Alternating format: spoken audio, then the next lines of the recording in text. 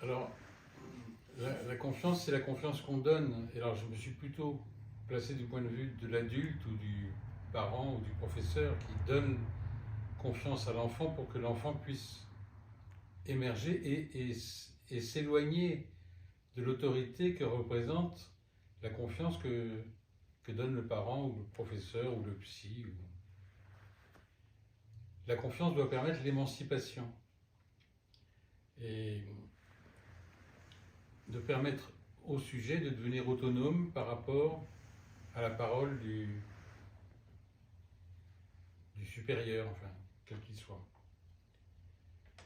Et il faut distinguer la confiance de la crédulité, vers laquelle souvent les autorités souhaitent que les sujets soient déterminés.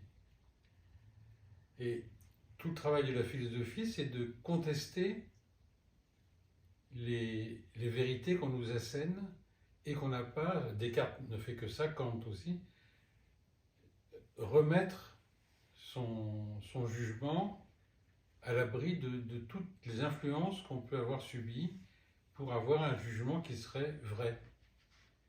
Et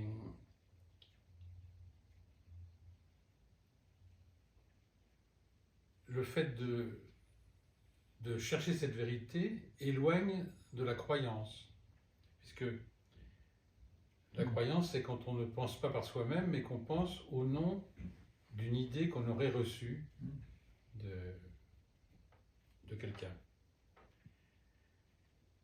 Se défier de la croyance, se défier aussi de la doxa, c'est-à-dire de l'idée reçue, qui, on le voit avec toutes les fake news qui existent aujourd'hui, on nous assène des vérités qui sont présentées comme telles, qui ne sont pas forcément vraies et prouvées. Donc, il faut se méfier des abus de confiance qui sont extrêmement répandus, qui sont un délit en matière juridique, mais qui existent aussi dans la mesure où on trompe et on abuse la confiance qui nous est faite.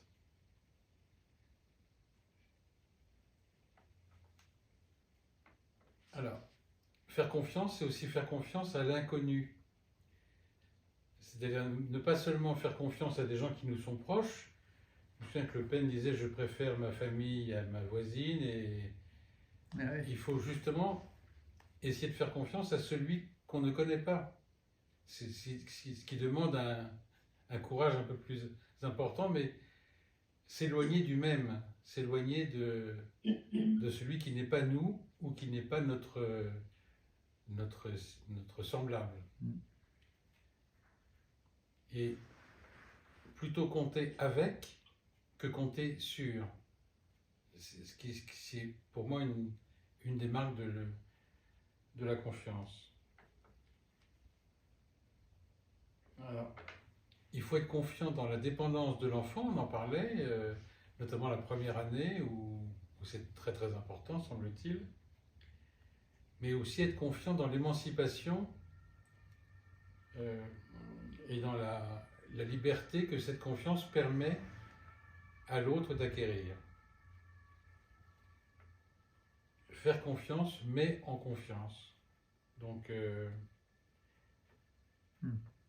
l'enfant apprend en croyant l'adulte, mais ensuite, il apprend aussi que ce qui est pensable est possible pour lui. C'est ce que dit Wittgenstein. Voilà. Ok, merci beaucoup.